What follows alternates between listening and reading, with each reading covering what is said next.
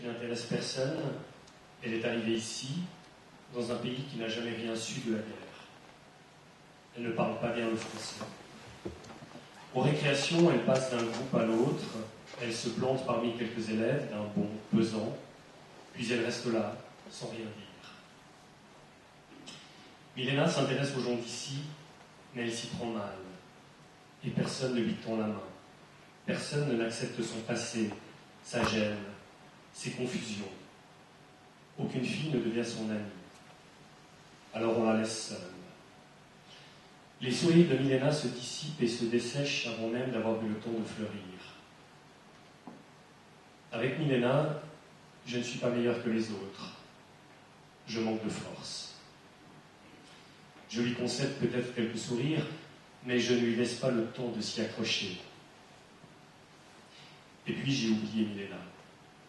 J'aurais pu l'oublier longtemps. Et soudain, j'apprends que Milena m'aime. Elle, qui a tellement besoin d'être aimée, m'aime. Peut-être que moi aussi, je pourrais l'aimer. Milena est derrière la porte. Elle attend que je lui ouvre. Il est exactement l'heure convenue. Une seule fois, a-t-elle dit. Je ne viendrai qu'une seule fois pour te dire des choses importantes. Milena est derrière la porte et je ne réponds pas à ce qui doit être le troisième coup de sonnette. Inutile d'insister avec cette sonnerie irritante. Je ne répondrai pas. Je ne répondrai jamais. Je rigole avec Marc, un copain qui n'en est même pas un. Marc en impose à l'école. Il se fait craindre à cause de son mordant, de sa verve, de sa manière naturelle d'imposer un jugement. L'amour de Milena me donne une supériorité qui m'autorise à rire avec Marc. Un rire qui traverse les cloisons et se moque des portes. Un rire qui me vaut l'estime de Marc. Milena voit que la porte ne s'ouvre pas et elle entend mon rire qui traverse les cloisons. Elle comprend qu'on rit de la savoir là, avec des choses importantes à dire. Milena est repartie, de chez moi, de l'école, du pays qui est le mien.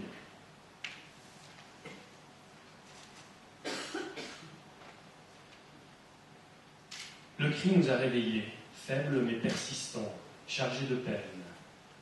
Cela vient du jardin. Nous passons des collants et un long manteau d'hiver. Un filet de lune suffit à nous éclairer dans les ténèbres. Nous chuchotons à peine. Le cri semble partir du tilleul. Nous nous approchons. Elle est là, luisante, couchée près du tronc, les ailes rabattues, une corneille. Sa tête tressaute tandis que nous nous asseyons à quelques centimètres d'elle. Encore un cri, fatal. Notre présence ne semble pas l'étonner. Nous nous regardons en silence, longuement. La corneille se dresse soudain sur ses pattes, essaie de trotter, réussit à décrire sur le sol une spirale, comme celle qu'elle pouvait si facilement dessiner dans les airs. Puis elle retombe. Sa tentative l'a épuisée. La corneille tremble. Son bec s'entrouvre. Elle ne crie plus. Il est trop tard pour ce genre d'envol. Maintenant, nous sommes à ses côtés. La corneille a appelé pour que quelqu'un vienne, pour que quelqu'un la regarde mourir. Pas de dérobade. C'est sur son flanc gauche qu'elle entaille, une blessure dans la brillance. La corneille n'a pas voulu de la solitude. Est-ce qu'elle a peur?